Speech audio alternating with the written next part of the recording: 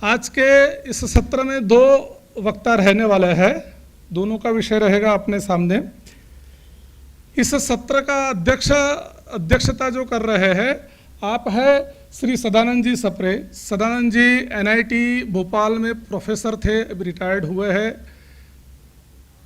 पूरे विश्व में राष्ट्रीय स्वयंसेवक संघ का जो कार्य चलता है उस कार्य मतलब उसको विश्व विभाग कहते हैं, उस विश्व विभाग के आप सह संयोजक है। भारतीय विचार मंच का कार्य पूरे देश भर में चलता है, उसको प्रज्ञा प्रवाह के नाम से हम जानते हैं। प्रज्ञा प्रवाह की केंद्रीय समिति के आप सदस्य हैं। पहला विषय जिनका है आप है सुश्री इंदुमती बहन काटधरे।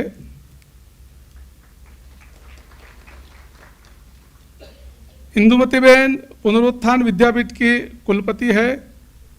संस्कृत एवं अंग्रेजी में आपने अनुस्नातक किया है। करीब 15 वर्ष तक व्याख्याता के रूप में अध्यापन करने के बाद विद्या भारती के माध्यम से आप समाज कार्य में पूर्ण समय के रूप में जुटे। धर्मपाल समग्र के 10 खंडों का गुजराती तथा हिंदी में आपने संपादन कार्य किया है, सब लोगों ने उसको काफ़ी सराहा है। शिक्षा, परिवार प्रबंधन आदि विषयों में आपने प्रचुर लेखन किया है। 25 साल तक विद्या भारती की पूर्णकालीन कार्यकर्ता रहने के बाद पुनरुत्थान विद्यापीठ के माध्यम से आपने इस कार्य को आगे बढ़ाया है। मैं श्री सदानंद जी सप्रे को विनंती करता हूं कि वे सुश्री इंदुमती बहन को हम सभी की ओर से स्मृति चिन्ह अर्पण करें।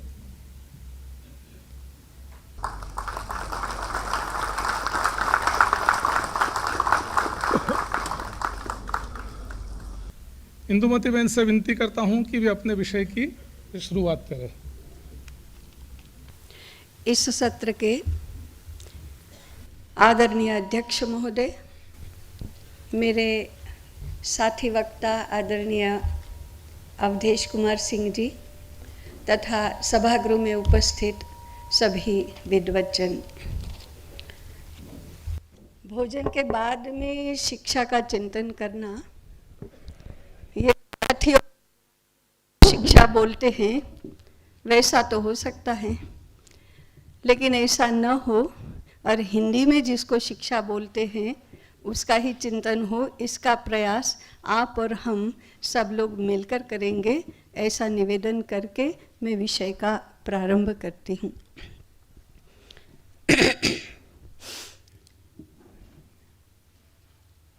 अक्सर ऐसा होता है कि हम डीकॉलोनाइजेशन की चर्चा करते करते कॉलोनाइजेशन की चर्चा ही ज़्यादा करते हैं, क्योंकि डीकॉलोनाइजेशन के लिए बहुत कुछ करना पड़ता है, वो अधिक कठिन है कॉलोनाइजेशन की चर्चा करने से भी।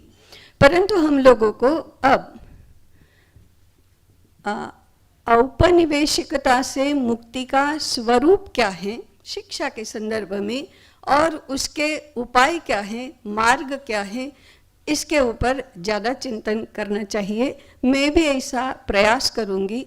जैसे सुबह माननीय सुरेश जी ने कहा था, समझने के लिए थोड़ा सा औपनिवेशिकता शिक्षा में किस प्रकार से व्याप्त हो गई है, इसकी चर्चा करने के बाद अधिक समय हम उसका औपनिवेशिकता से मुक्ति का स्वरूप और उसका मार्ग, उस विषय पर बात करेंगे।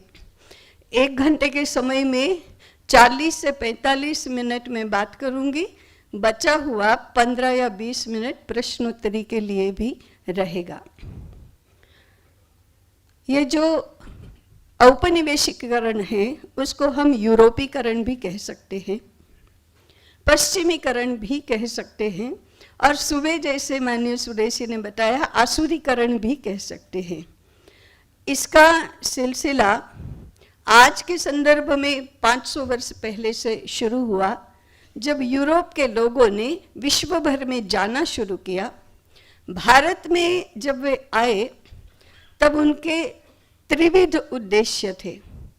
एक था समृद्धि को लूटना, उस लूटने के लिए उन्होंने व्यापार शुरू किया और उस व्यापार को अच्छी तरह से सुरक्षित ढंग से सुविधापूर्ण पद्धति से कर सके, इसलिए राज्य पर अधिसत्ता स्थापित की। दूसरा उद्देश्य था यूरोपीकरण करने का और तीसरा था ईसाईकरण करने का। ईसाईकरण के लिए उन्होंने तथाकथित सेवा का माध्यम अपनाया, दया और चैरिटी को का उसे स्वरूप दिया, और यूरोपीकरण के लिए शिक्षा का माध्यम अपनाया। इस शिक्षा के माध्यम से जो लक्ष्य हुआ, जो वर्ग, वो हम सब बैठे हुए हैं ऐसे लोग हुए। माने जिनकी शिक्षा प्राप्त करने की प्रवृत्ति है, जिसकी शिक्षा प्राप्त करने की चाह है, शिक्षा प्राप्त करने के लिए जो प्रयास करते हैं, और शिक्षित होने पर जिनको गर्व लगता है, संतुष्टि भी लगती है, ऐसा वर्ग इस यूरोपीकरण का शिकार हुआ है। आज भी हम हैं। शिक्षा के विषय में बात करने की हम सब की कठिनाई ये है कि हम सब इसमें डूबे हुए हैं, हम सब चारों ओर से अंदर बाहर से उससे लिप्त हो गए हैं। इसलिए कितनी भी भारतीय संकल्पनाएं हमें इम्प्रैक्टिकल लगने की पूरी संभावना होती है। ऐसा तो कैसे हो सकता है, ऐसा लगता है क्योंकि हम अपने बच्चों को, अपने आप को उसके साथ आइडेंटिफाई करते जाते हैं। जब भी हम कोई सिद्धांत का विवरण सुनते हैं भारतीयकरण के, तो हम कोरिलेट करते हैं, नहीं अपने बच्चे को इंग्लिश मीडियम में नहीं भेजेंगे तो कैसे चलेगा, अपने बच्चे को यूनिवर्सिटी एजुकेशन नहीं मिलेगा तो कैसे चलेगा। तुरंत वो यूनिवर्सिटी एजुकेशन का कॉलोनाइजेशन क्या है और डीकॉलोनाइजेशन क्या है वो छोड़कर अपने बच्चे का क्या होगा, इस पर हम उलझ जाते हैं। इसलिए थोड़ा सा हम जिस संदर्भ में उलझे हुए हैं उससे परे हटकर कुछ विचार करना पड़ेगा। ब्रिटिशों ने जो यूरोपीकरण किया शिक्षा के माध्यम से, उसके प्रमुख रूप से 3 आयाम थे। एक था शिक्षा का सरकारीकरण करना। आज की भाषा में हम कहें तो सरकार के हाथ में, सरकार के नियंत्रण में पूरी शिक्षा व्यवस्था रखना। भारत में शिक्षा प्राचीनतम काल से चली आई है, विश्व में प्राचीनतम है। जब तक ब्रिटिशों ने शिक्षा अपने हाथ में नहीं ली थी, तब तक माने 19वीं शताब्दी के पूर्वार्ध तक, 1822 से 30 तक भारत में कभी भी शिक्षा विभाग सरकार में था ही नहीं। सरकार का काम या उस समय के शासकों का काम शिक्षा की सुरक्षा करना और सहायता करना इतना ही था। शिक्षा का नियंत्रण करना, शिक्षा को संचालित करना, शिक्षा को निर्देशित करना ऐसा नहीं था। और उस समय के काल में ब्रिटिश अधिकारियों के सर्वेक्षण के अनुसार भारत में, मैं 1822 से 30 की बात कर रही हूँ, भारत में 5 लाख प्राथमिक विद्यालय थे। और विलियम एडम्स लिखता है कि 400 की जनसंख्या में एक विद्यालय था। फिर भी कोई इंस्पेक्शन की व्यवस्था, कोई केंद्रीय बोर्ड की व्यवस्था या कोई पाठ्यपुस्तक मंडल की व्यवस्था या ऐसी कोई व्यवस्था नहीं थी। समाज के और शिक्षकों के आधार पर पूरे देश की शिक्षा व्यवस्था चलती थी और कदाचित विश्व में सर्वाधिक साक्षरता वाला और ज्ञान युक्त यह देश था। इसलिए भारतीय शिक्षा को यदि भारतीय बनाना है तो पहले इस सिद्धांत पर विचार करना पड़ेगा कि शिक्षा को हम शासकीय नियंत्रण से मुक्त कैसे करें। अब बात तो ये है, ऐसा कैसे हो सकता है? आज के समय में ये अत्यंत अव्यावहारिक है।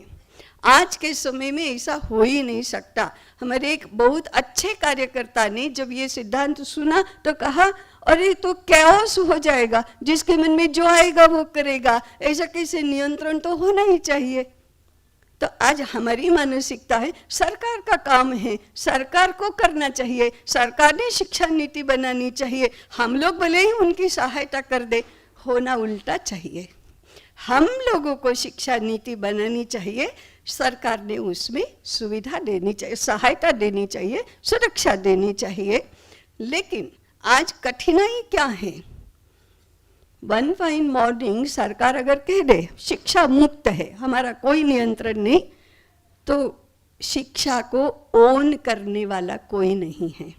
क्योंकि ब्रिटिशों ने जो पहला काम किया वो शिक्षक को सारी बाकी की आर्थिक और शासकीय सत्ता की जो व्यवस्था थी उसके अधीन बना दिया, और आज शिक्षक वर्ग जो है उसमें अधीनता की भावना इतनी अधिक है कि हम तुरंत कह देते हैं ये तो कैसे संभव है, हम कैसे कर सकते हैं।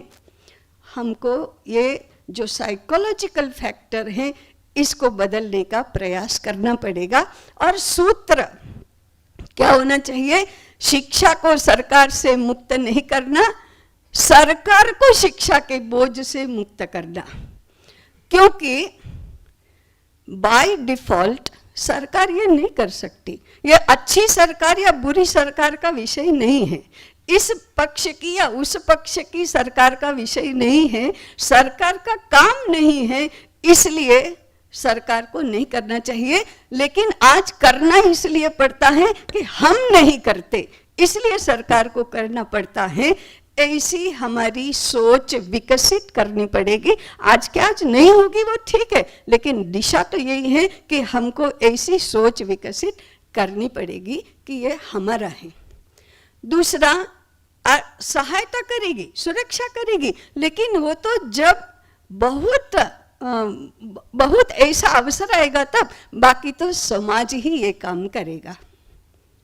तो समाज की सहायता से, समाज की सुरक्षा से, शिक्षकों की जिम्मेदारी पर, शिक्षकों के दायित्व पर, शिक्षकों के सरोकार पर शिक्षा का तंत्र होना, ये भारतीय शिक्षा की प्रतिष्ठा है। आज ये नहीं है, ये कैसे होगा ये चिंतन चलना, ये प्रथम चरण है।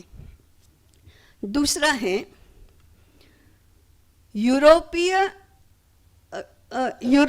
यूरोपीकरण का मुख्य, और जिसको हम केंद्रवर्ती बोलेंगे, वह है यूरोपीय ज्ञान धारा की प्रतिष्ठा, replacement of Indian knowledge by European knowledge. इसलिए वो उनके सारे जेम्स मिल और विलियम विल्बरफोर्स और मैकॉले और ये सब कहते थे भारत का इतिहास, ये ऐसा इतिहास कभी होता है क्या? भारत का अर्थशास्त्र ऐसा कभी होता है क्या? ऐसा नहीं पढ़ना चाहिए। मैकॉले ने एक जगह कहा, इंग्लैंड की कोई एक गांव की एक प्राथमिक शाला के पुस्तकालय के एक अलमारी की एक शेल्फ पर जो पुस्तकें हैं उसमें जितना ज्ञान है भारत की किसी भी बड़ी लाइब्रेरी से वो श्रेष्ठ है। ऐसा ज्ञान यहाँ देना चाहिए हमको, भारत को ज्ञानवान बनना चाहिए। वो प्राथमिक शाला की, गांव की प्राथमिक शाला की पुस्तकों में जो ज्ञान है उससे। इसलिए यूरोपीय ज्ञान को यहाँ प्रतिष्ठित करना, ये इसका एकेडमिक पक्ष है और ये सर्वाधिक महत्वपूर्ण है। ये सरकार से मुक्ति, ये तो उसका व्यवस्था पक्ष है, लेकिन ये ज्ञानात्मक पक्ष है। और इसलिए आज सुबह जैसे माननीय सुरेश जी वर्णन कर रहे थे, हमारा अर्थशास्त्र, समाजशास्त्र, मनोविज्ञान, संस्कृति, सारे के सारे विषयों के मूल सिद्धांत बदल गए। 1857 में यहाँ ईस्ट इंडिया कंपनी ने 3 यूनिवर्सिटीज की स्थापना की। उससे पहले तो यहाँ ब्रिटिश शिक्षा व्यवस्था फैल गई थी, स्थापित हो गई थी। उनको कोऑर्डिनेट करने के लिए, उनको निर्देशित करने के लिए, प्रमाण पत्र की व्यवस्था के लिए मुंबई, कलकत्ता और मद्रास की यूनिवर्सिटीज हुई और भारत में ब्रिटिश शिक्षा व्यवस्था पूर्ण रूप से प्रतिष्ठित हो गई। उस यूनिवर्सिटी के मॉडल पर आज की सारी यूनिवर्सिटीज चल रही है। उसकी प्रशासकीय व्यवस्था हो या उसकी ज्ञानात्मक व्यवस्था हो या उसकी आर्थिक व्यवस्था हो, उसी आधार पर चल रही हैं। सारे शास्त्रों के सिद्धांत, सारे शास्त्रों के का प्लेसमेंट, जो पूर्ण ज्ञान विश्व होता है उसमें हर एक विषय का जो प्लेसमेंट होता है, वो प्लेसमेंट भी किस शास्त्र का किस शास्त्र के साथ संबंध है, अंगांगी भाव से जो सारे विषय जुड़े हुए हैं, ये जो प्लेसमेंट है वो सारा ब्रिटिश दृष्टिकोण से चल रहा है। हमें कार्य योजना बनाकर यूनिवर्सिटी का ज्ञानात्मक स्वरूप बदलना पड़ेगा। अब ये ज्ञानात्मक स्वरूप बदलने का क्या अर्थ है? एक, यूनिवर्सिटी को केवल हायर एजुकेशन की संस्था बनाकर नहीं चलेगा। ज्ञान टुकड़ों में बटा हुआ नहीं होता है। मैंने 5 साल से पहले का एक प्रकार का, 5 से 12 साल का दूसरे प्रकार का, 12 से 17 साल का तीसरे प्रकार का, और फिर हायर एजुकेशन, ऐसा नहीं होता। ऊपर से लेकर नीचे तक ज्ञान विविध रूपों में एक ही प्रकार का होता है। ये आयु की अवस्था के अनुसार पाठन पद्धति और पठन पद्धति बदलती है, परंतु ज्ञान के सिद्धांत नहीं बदलते। उसका स्वरूप केवल आयु के अवस्था के अनुसार बदलता है। तो उच्च शिक्षा ने नीचे की शिक्षा तक को ओन करना चाहिए, तभी कोई किसी भी विषय की निरंतरता बनी रहेगी। उच्च शिक्षा में और 2 बातें जरूरी हैं जो हमको उसके ऊपर विचार करना चाहिए, और कैसे किया जाए वो भी देखना चाहिए। उच्च शिक्षा में भी उच्च स्तर होता है research and studies. Research methodology भारतीय नहीं है, वहाँ से हमारे ज्ञान विश्व की समस्या शुरू होती है। उदाहरण के लिए, प्रमाण क्या है, कैसे सिद्ध करते हैं? भारत में प्रत्यक्ष प्रमाण, अनुमान प्रमाण और आप्तवचन प्रमाण अथवा शास्त्र प्रमाण, ऐसा हम कहते हैं। शास्त्र प्रमाण बुद्धि के स्तर तक पहुंचता है। यूरोपीय ज्ञान विश्व बुद्धि तक आकर सीमित होता है, बुद्धि अंतिम चरण है। भारत में बुद्धि के लिए भी प्रमाण है। शास्त्र प्रामाण्य सारे व्यवहार विश्व के लिए है, परंतु शास्त्र के लिए प्रामाण्य क्या है? यहाँ तक भारत ने विचार किया। शास्त्र के लिए प्रमाण है अनुभूति। शास्त्र कैसे रचे जाते हैं? हमारे यहाँ ऋषि शब्द तो बहुत प्रचलित है, प्रसिद्ध भी है। ऋषि दर्शनात्, जो आर्ष दृष्टा है, जिसको दर्शन होता है, वो ऋषि है। दर्शन माने रियलाइजेशन, साक्षात्कार। ये अनुभूति से होने वाली चीज है। जिनको अनुभूति हुई उन्होंने बुद्धि के स्तर पर उतरकर, जिनको अनुभूति नहीं हुई है परंतु जो बुद्धि से समझ सकते हैं, उनको समझाने के लिए शास्त्रों की रचना की। व्यवहार जगत के लिए शास्त्र प्रमाण है। इसलिए भगवद गीता में भी श्री भगवान ने कहा, तस्मात् शास्त्रम प्रमाणम ते कार्य व्यवस्थित। क्या करना क्या नहीं करना, इसके लिए तुम्हारे लिए प्रमाण कौन है? शास्त्र है। परंतु शास्त्र के लिए प्रमाण कौन है? अनुभूति है। आज के हमारे रिसर्च के क्षेत्र में या संपूर्ण ज्ञान क्षेत्र में अनुभूति संकल्पना अनुपस्थित है, गायब है, और हम बुद्धिनिष्ठता को अंतिम प्रमाण मानते हैं। अब आज हमको और आपको भी कहेगा, अनुभूति तो बहुत ही बड़ी सब्जेक्टिव चीज है, उसको कैसे प्रमाण माना जा सकता है? इसको जरा विधायक स्वर में उतरकर बदलकर हम कहेंगे, अनुभूति कैसे प्रमाण हो सकती है? जरा चिंतन करो, रिसर्च करो, अध्ययन करो। अनुभूति के लिए और भी हमारे ज्ञान से जुड़े हुए भी शब्द हैं। साधना करो, हम साधना शब्द सुनते ही, तपश्चर्या शब्द सुनते ही मठ, मंदिर, गुफा, ध्यान, प्राणायाम, समाधि, ऐसा सब कुछ हमारे मन में आता है। और ज्ञान विश्व में फिर अनुभूति तो बहुत ही इम्प्रैक्टिकल है, ऐसा सब हो जाता है, क्योंकि उस विश्व का इस व्यवहार विश्व के साथ कोई संबंध नहीं है, ऐसा हमने कर दिया है। तो पहली हमारी चुनौती है अध्ययन के क्षेत्र में, अनुसंधान के क्षेत्र में प्रमाण व्यवस्था को ठीक करना।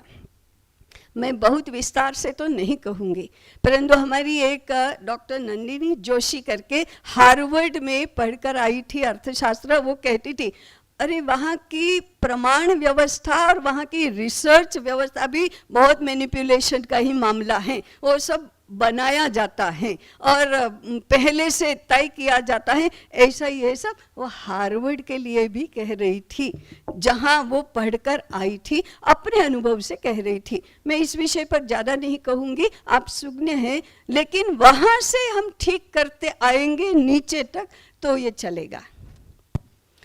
इसके आधार पर आज के समय में हमारे जितने भी सांस्कृतिक शास्त्र हैं, माने धर्मशास्त्र, समाजशास्त्र, अर्थशास्त्र, मनोविज्ञान, ये सारे जितने भी सामाजिक व्यवहार के शास्त्र हैं, उनके लिए हमारे आधारभूत सिद्धांत क्या होंगे, 1 2 3 4 हमको रखना चाहिए।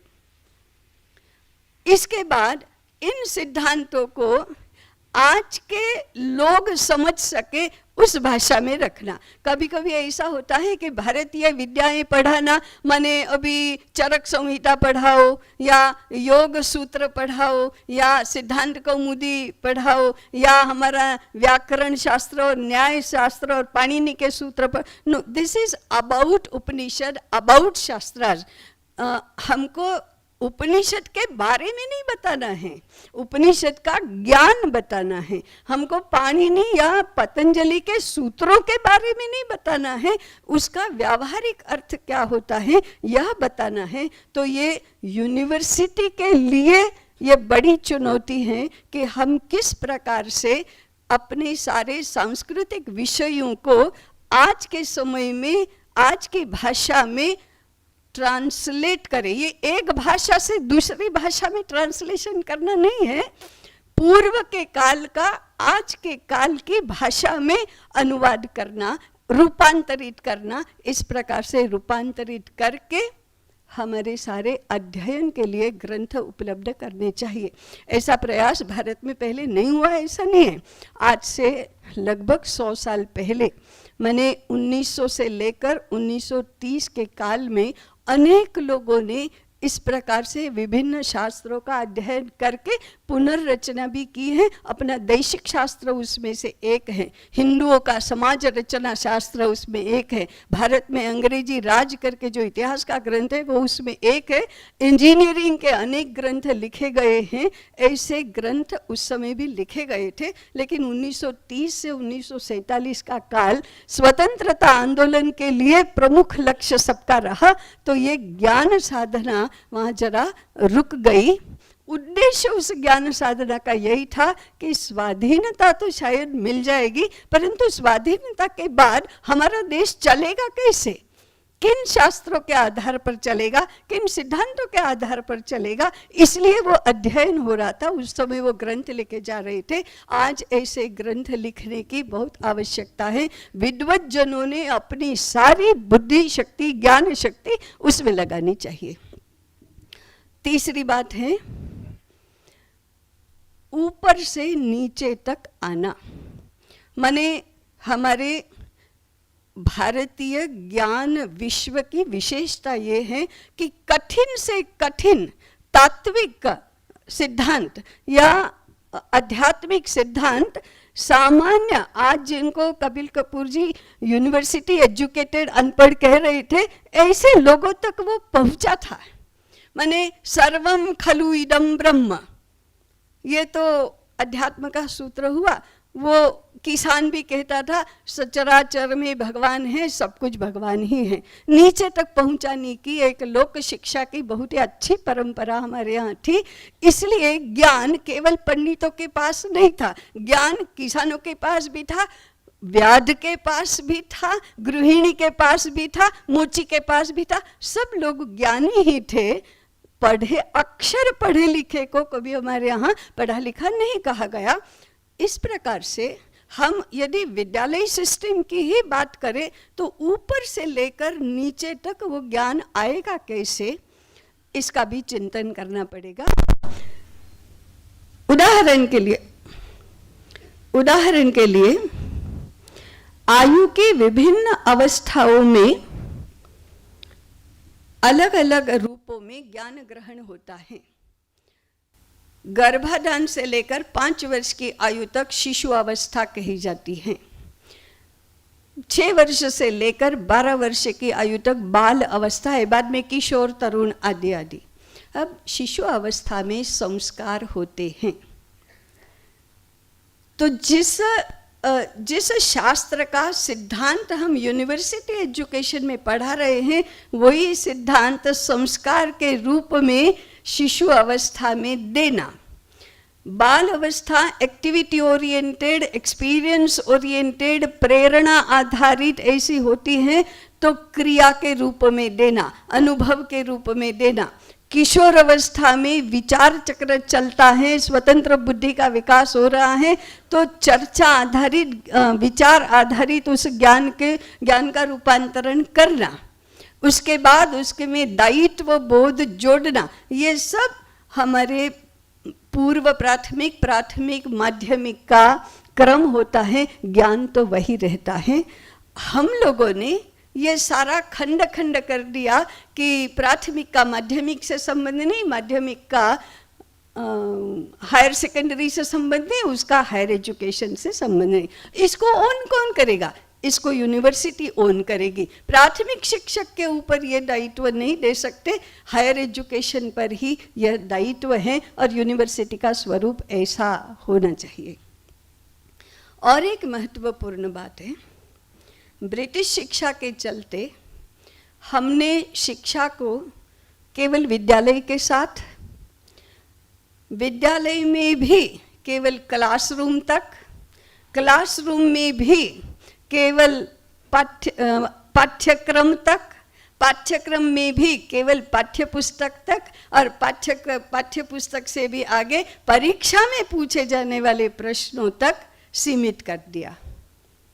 शिक्षा ऐसी नहीं होती, क्योंकि अर्थ के साथ जुड़ गई, इसलिए ऐसा हुआ। हमें शिक्षा को भी मुक्त करना चाहिए और व्यापक संदर्भ में सोचना चाहिए। और व्यापक संदर्भ है, इससे दो उद्देश्य एक साथ होंगे। व्यक्तित्व विकास के लिए, जीवन विकास के लिए जितने भी प्रकार की शिक्षा आवश्यक है, उसमें से 60 से 70% शिक्षा घर में होती है, परिवार में होती है। और यह शिक्षा गर्भाधान के क्षण से ही शुरू होती है। आज परिवार में होने वाली शिक्षा के क्षेत्र से संपूर्ण रूप से गैर हाजिर है, माने अनुपस्थित है ही नहीं। हमने परिवार को शिक्षा का केंद्र मानना विगत शायद 2 पीढ़ियों से बंद कर दिया है। कुछ नहीं सीखा जाता, सिखाने की कोई व्यवस्था ही नहीं है। वास्तव में परिवार में हमारे शास्त्रों ने कहा माता प्रथमो गुरुः। आज हमने एक भी लड़की को माता कैसे बनना ये सिखाना बंद कर दिया। एक भी पिता द्वितीय, पिता भी गुरु हैं, पिता को क्या पढ़ाना, ये पिता अपने संतानों को क्या पढ़ाएगा, यह विषय पूर्ण रूप से उपेक्षित हो गया। हम इसको रीइंस्टेट कर सकते हैं। माने सरकार को करना चाहिए, नई एजुकेशन पॉलिसी में आना चाहिए। इसमें ये नहीं आएगा, आना भी नहीं चाहिए। अगर सरकार ने परिवार शिक्षा भी अपने हाथ में ले ली तो फिर वो परिवार शिक्षा का भी कुछ क्या से क्या हो जाएगा। परंतु परिवार शिक्षा को शासन निरपेक्ष करके हम एक समानांतर शिक्षा व्यवस्था बहुत ही अच्छी तरह से विकसित कर सकते हैं। और यहाँ बैठे हम सब लोग शिक्षक के नाते अपनी संतानों को पढ़ाना शुरू कर सकते हैं।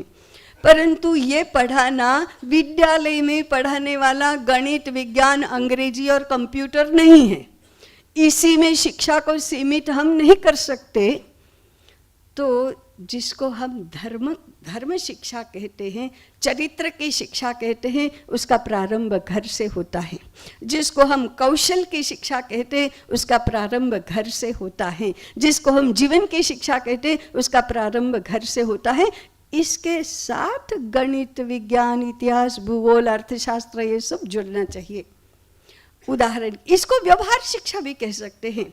और ये हुई तो हुई, नहीं हुई तो कुछ नहीं बिगड़ता, इतनी लाइटली लेने का विषय नहीं है। ये नहीं हुई तो विद्यालय की शिक्षा का कोई अर्थ ही नहीं है, इतना महत्व उसको देना पड़ेगा।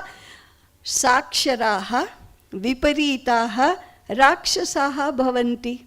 साक्षर हो गए लेकिन उल्टे चले तो राक्षस ही हो जाते हैं। और आज हम ऐसा ही तो देख रहे हैं कि बहुत ही अच्छा विद्वान पंडित, बहुत पढ़ा लिखा है, पैकेज तो बहुत बड़ा मिलता है, लेकिन जीवन की शिक्षा तो उसमें है ही नहीं। फिर संस्कृति कहाँ से, संस्कार कहाँ से, चरित्र कहाँ से, कुछ नहीं आएगा।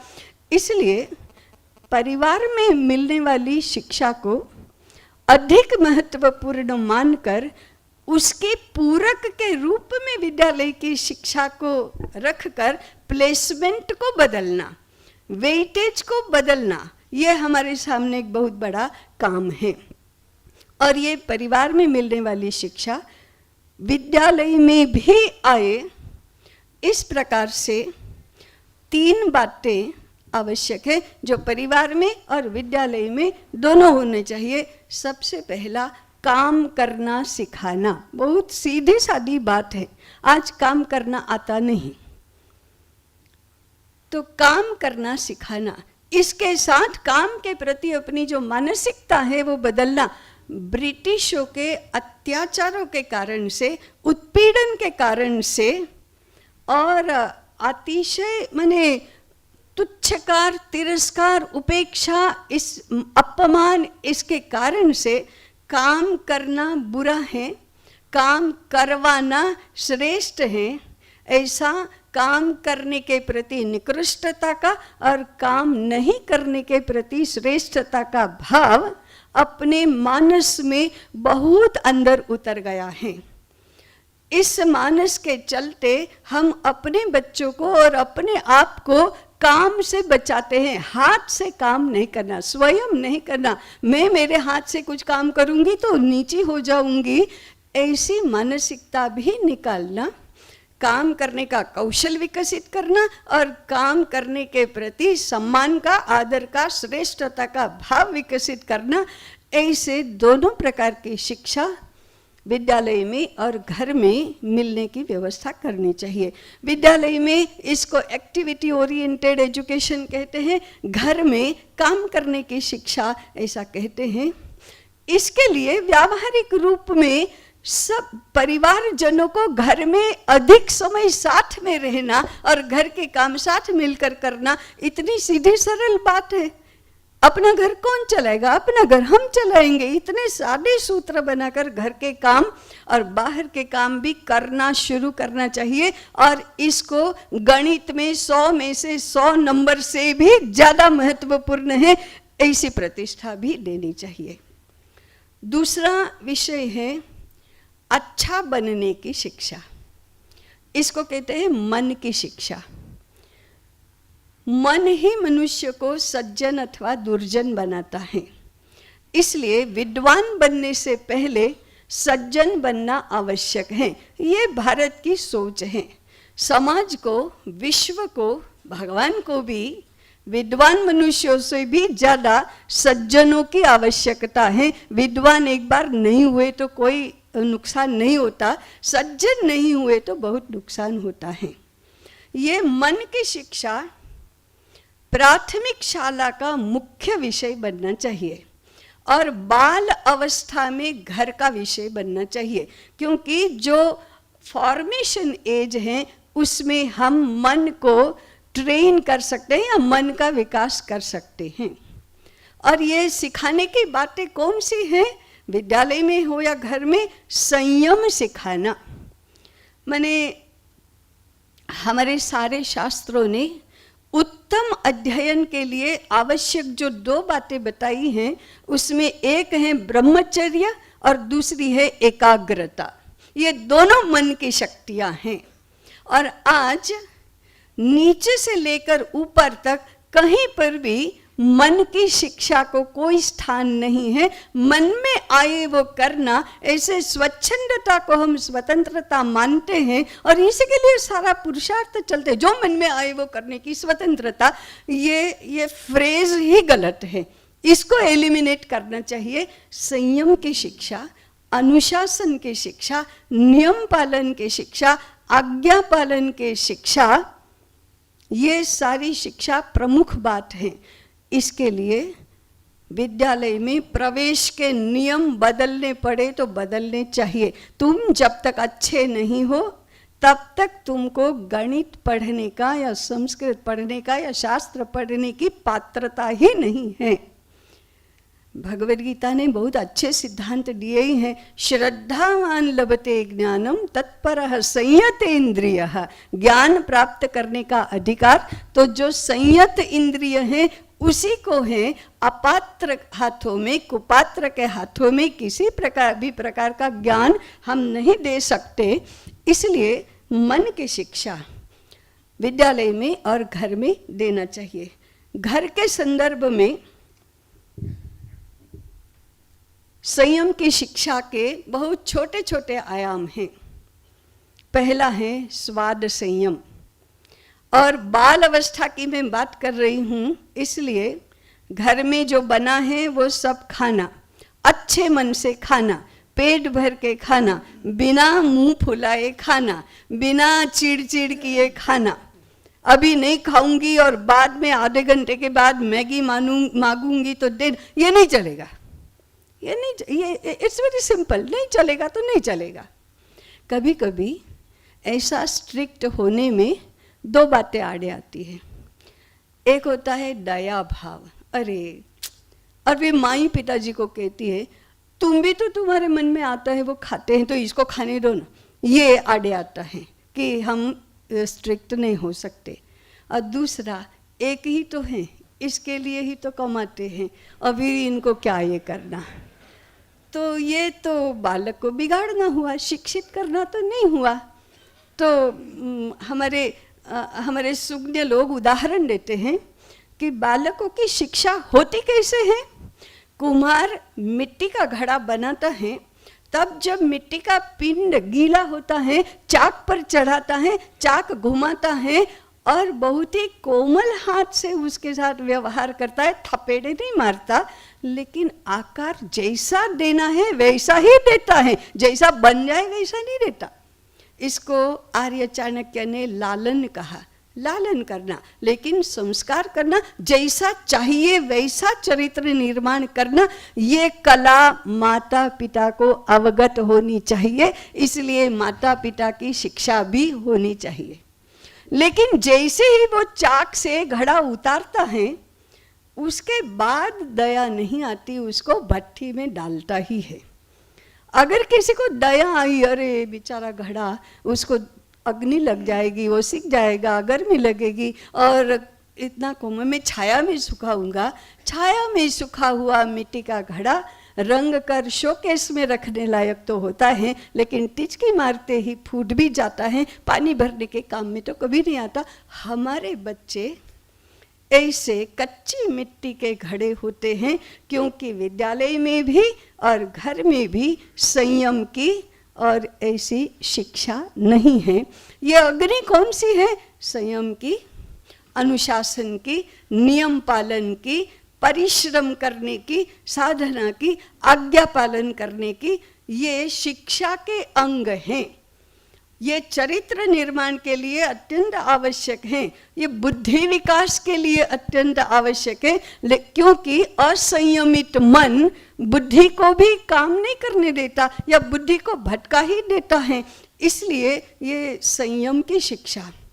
दूसरा, स्वाद के साथ अर्थ संयम, पैसा कहाँ से आता है, कैसे खर्च होता है, किस चीज के लिए कितना खर्च करना चाहिए, ये दूसरी शिक्षा है। समय संयम, कितने समय में काम हो जाना चाहिए। वाणी संयम, ये सब सिखाने की बातें हैं, जरा परिश्रम पूर्वक सिखाने की बातें हैं।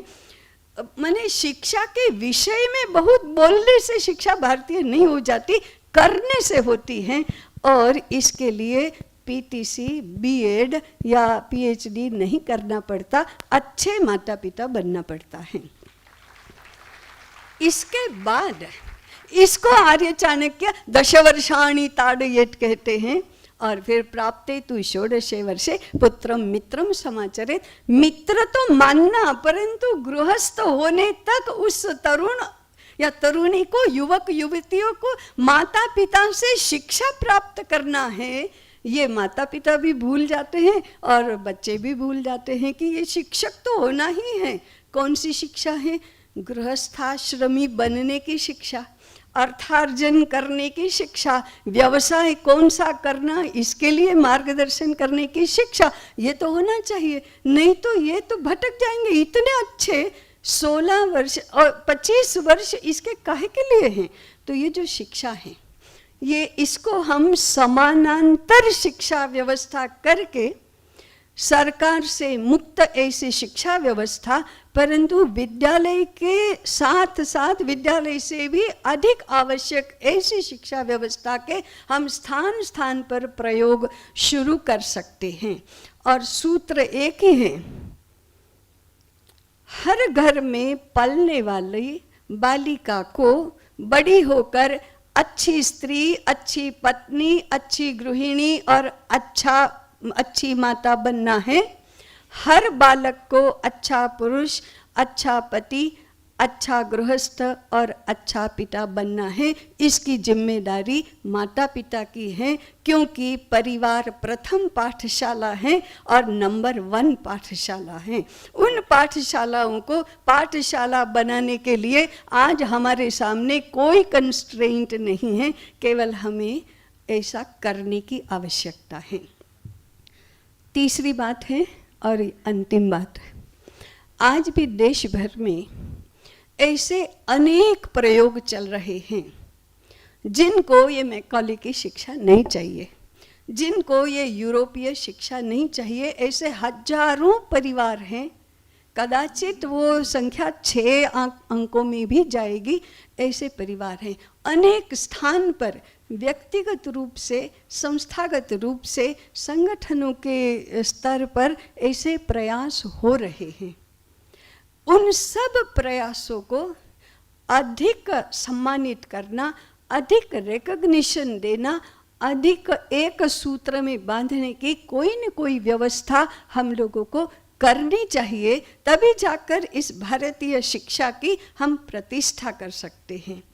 आज हम व्यामोह से मुक्त होना एक बात है और पैरेलल नया पर्याय देना ये दूसरी बात है। मुझे लगता है कि पर्याय देने से बाकी सारी समस्याएं अपने आप हल होती जाएगी।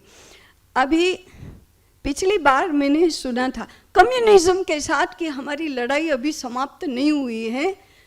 अभी तो हम लड़ाई कर ही नहीं रहे हैं कम्युनिज्म के साथ या यूरोपीकरण के साथ। अभी तो हम कितना मार खा रहे हैं, कितना वो भी मार रहे हैं, इतना ही भर रो रहे हैं। ये इस शिक्षा ने सब सर्वनाश कर दिया, इस शिक्षा ने सबके संस्कार खराब कर दिए, भारत को भारत नहीं रहने दिया, इतना ही हम कहते हैं।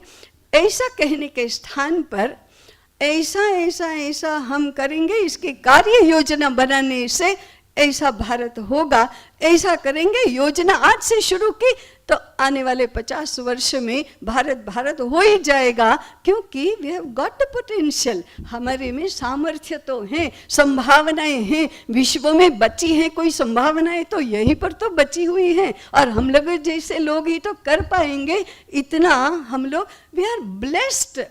हम लोगों को ऐसा वरदान मिला हुआ है कि ब्रिटिशों ने ऑस्ट्रेलिया को समाप्त कर दिया, अमेरिका को समाप्त कर दिया, हम लोगों को कहाँ समाप्त कर दिया है।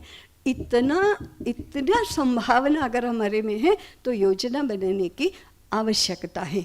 इसलिए पर्याय शुरू करना चाहिए विद्यालय के क्षेत्र में। मैंने हायर एजुकेशन से लेकर शिशु अवस्था तक की शिक्षा की एक सूत्र ऐसी व्यवस्था करना, यह पहला मुद्दा है। सभी विषयों को एक दूसरे के साथ संबंधित करना और समग्रता में विचार करना, ये दूसरा बिंदु है। शिक्षा को विद्यालय से बाहर निकालकर परिवार तक ले जाना, ये चौथी व्यवस्था, तीसरा बिंदु है। और एक बिंदु लोक शिक्षा का विषय भी, जिसमें शिक्षक और धर्माचार्य दोनों ने मिलकर ये करना चाहिए और इस ज्ञान को सार्वत्रिक रूप से फैलाना चाहिए, प्रतिष्ठित करना चाहिए। इसके साथ जुड़ा हुआ एक बिंदु है, आज जिनको हम अपनी भाषा में भी निरक्षर कहते हैं और यूरोपीय संदर्भों में भी अनपढ़ कहते हैं, ऐसे वनवासियों के पास, बड़े बूढ़ों के पास इतना ज्ञान है, अभी उस ज्ञान को रिकॉग्नाइज करके उसको भी प्रतिष्ठा कैसे देना, इसकी भी योजना बनाना। ऐसा अगर हम करेंगे तो हम बहुत जल्दी भारतीय शिक्षा की पुनर्प्रतिष्ठा कर सकेंगे। 1800, अंतिम वाक्य कहकर मैं मेरा विषय समाप्त करूंगी। 1868 में जब ब्रिटिश शिक्षा व्यवस्था भारत में पूर्ण रूप से प्रतिष्ठित हो गई थी, तब और क्वीन विक्टोरिया का शासन 1858 में हमारे यहाँ आ गया था, उसके 10 साल बाद मैक्स मूलर ने, जिनको हम बहुत बड़ा पंडित विद्वान ऐसा मानते हैं, आदर से भी देखते हैं कि वेदों का अनुवाद किया, उस मैक्स मूलर ने अपने मित्र को पत्र में लिखा था, India has been conquered once, Bharat को एक बार हमने जीत लिया है, क्योंकि रानी का राज आ गया था। But she should be conquered again, परंतु उसे पुनः एक बार सर्वार्थ में जीतना चाहिए। ये सर्वार्थ में शब्द जरा अधिक स्पष्टता से समझने की आवश्यकता है। वो राजकीय दृष्टि से तो जीत गए, आधिपत्य अपना स्थापित कर दिया, लेकिन प्रजा मानस को अभी नहीं जीता है, ऐसा उनका कहने का तात्पर्य था। But she should be conquered again, and the second conquest should be through education. शिक्षा के माध्यम से प्रजा के मानस को यूरोपीय बनाया जा सकता है, ऐसा उसका दृढ़ विश्वास था और भारत जीता गया, उसी प्रकार से जीता गया है। आज हर प्रकार से प्रयास करके हमने उत्तर देना चाहिए। भारत माता एक बार मुक्त हुई है 1947 में, परंतु उसे सर्वार्थ में पुनः मुक्त करना चाहिए, और ये दूसरी मुक्ति भी होगी, सही मुक्ति भी होगी शिक्षा के माध्यम से, और उसको करने वाले हम लोग होंगे। और जिस दिन भारत फिर से भारत हो जाएगा ऐसी मुक्ति के परिणाम स्वरूप, तो विश्व का चित्र अपने आप बदल जाएगा, क्योंकि तब भारत ने यदि अपना गुरुत्व प्राप्त कर लिया तो वो विश्व गुरुत्व ही होगा, और तो सब लोग सीखने के लिए अपने आप आएंगे। इसलिए वो भारत को फिर से भारत बनाना शिक्षा के माध्यम से ये आवश्यकता है। हम सब यह कर भी सकते हैं। मैंने बहुत संक्षेप में ही 2, 4, 5 बातें बताई हैं। ऐसा करने की, ऐसा होने की परमात्मा हम सबको शक्ति, बुद्धि, वृत्ति दे, ऐसी सबकी ओर से प्रार्थना करके मैं मेरा विषय समाप्त करती हूँ। धन्यवाद। 10 मिनट है अपने पास प्रश्नोत्तरी के लिए। कृपया हाथ खड़ा करें अपने कार्यकर्ता। हाँ, नाम दीपक शर्मा,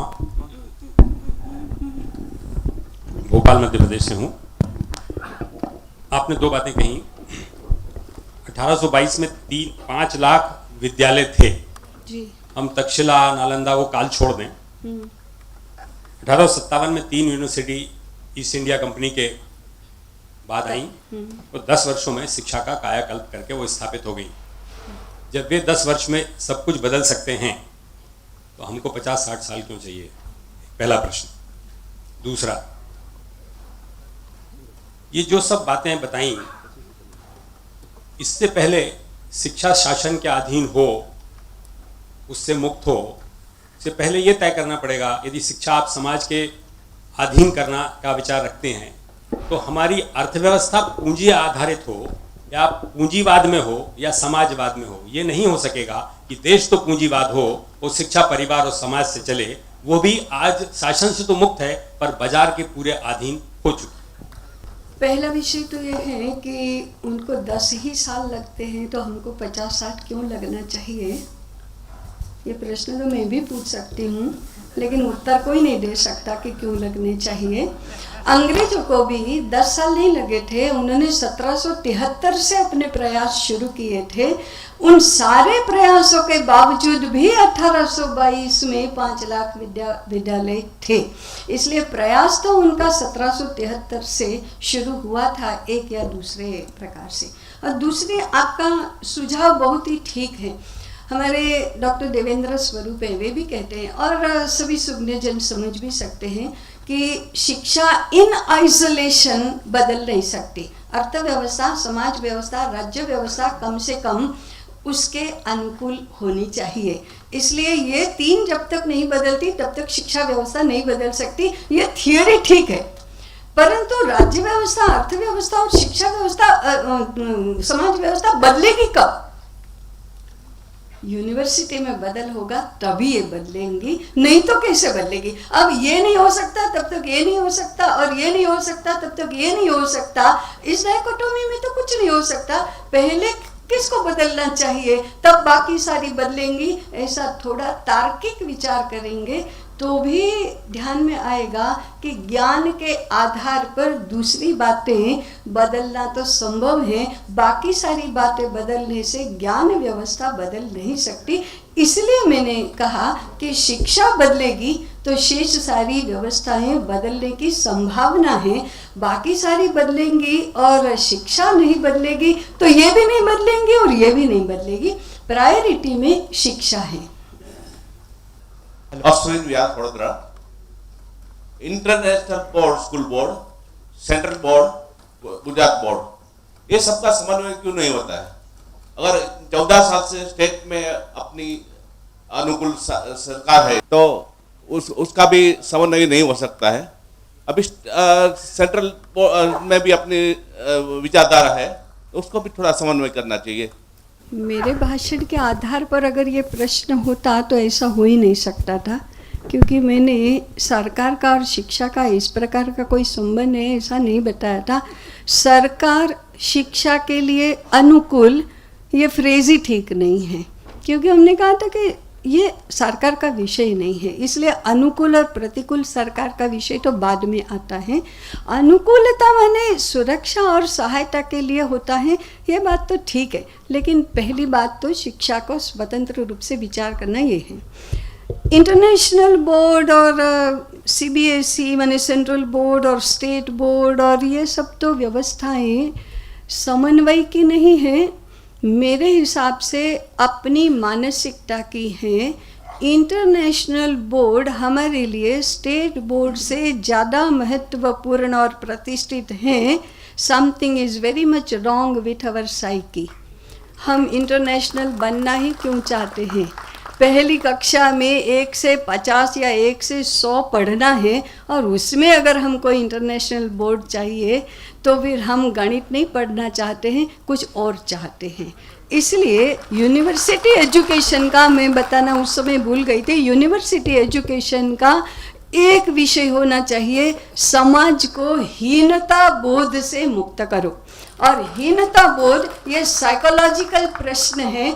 हम साइकोलॉजिकल प्रश्न को लॉजिक से सॉल्व करने की तो बहुत कोशिश करते हैं। उदाहरण के लिए अंग्रेजी माध्यम नहीं चाहिए ऐसा इतने आंकड़े देकर, प्रमाण देकर, महापुरुषों के वचन बताकर, परंपरा बताकर, सारी दुनिया भर की व्यवस्थाएं बताकर लॉजिक से तो बहुत बताना चाहते हैं, लेकिन 1 घंटे के कितने अकाट्य तर्कों के बाद भी नहीं, लेकिन फिर भी वो इंटरनेशनल लैंग्वेज है।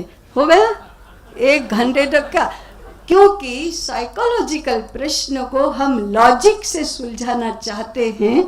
साइकोलॉजी से सुलझाने में विद्वज्जनों को अप्रतिष्ठा लगती है, क्योंकि साइकोलॉजिकल के रूप में तो जरा चिढ़ाना भी पड़ता है। अंग्रेजी बोलता है, मेरे साथ बात नहीं करता, जा तुम्हारा मुंह दुर्गंध आती है। ऐसा विद्वान नहीं कर सकते। ऐसा जो कर सकता है वो जरा अंग्रेजी के प्रश्न को या इंटरनेशनल के प्रश्न को हल कर सकता है, ऐसा मैं मानती हूँ। आज का ज्वलंत प्रश्न ऐसा है कि हर एक माँ बाप को आपको बच्चे को पढ़ाना मुश्किल हो गया because of fee. First standard में 1 लाख रुपया, 1.25 लाख रुपया भरना बहुत मुश्किल हो गया है। इसके बारे में आप कौन सी व्यवस्था करते हैं? माता पिता ने स्वयं निर्माण किए हुए प्रश्न हैं ये। 1 लाख बी के विद्यालय में भेजने की क्या है? ये शिक्षा शास्त्र के प्रश्न नहीं है। और मेरा सवाल 2 है मैम। पहला सवाल ये है कि आपने कहा था कि हमें अपनी बच्चियों को और लड़कों को, बच्चियों को बताना चाहिए कि अच्छी स्त्री बनना है, अच्छी पत्नी बनना है, और लड़कों को उसी प्रकार से अच्छा पुरुष बनना है और फिर अच्छा पति बनना है। मैम मेरा सवाल ये है कि आपको नहीं लगता है कि अगर इस प्रकार से हम आगे चलेंगे तो वर्ल्ड लीडर जैसे सुंदर पिचाई है या सत्या नडेला है, जो मार्केट के अंदर इतने डोमिनेंट है, आज भारत का नाम बहुत ऊंचा करके रखे हैं, उस प्रकार से हम आगे जाके नहीं बना पाएंगे अगर इसी प्रकार से हम आगे चलते रहते। मेरा नाम अभिषेक शर्मा है, भोपाल से हूँ। आपने अपने वक्तव्य के दौरान एक बात कहा था कि शिक्षा उसे मिलनी चाहिए जो पात्र। मैं बड़ी विनम्रता से आपके इस वक्तव्य से अपनी असहमति व्यक्त करना चाहूंगा, क्योंकि मेरा मानना है कि शिक्षा ही वो संजीवनी है जिससे अयोग्य को योग्य बनाया जाता है। तो आप इस बात को कैसे स्पष्ट करेंगे?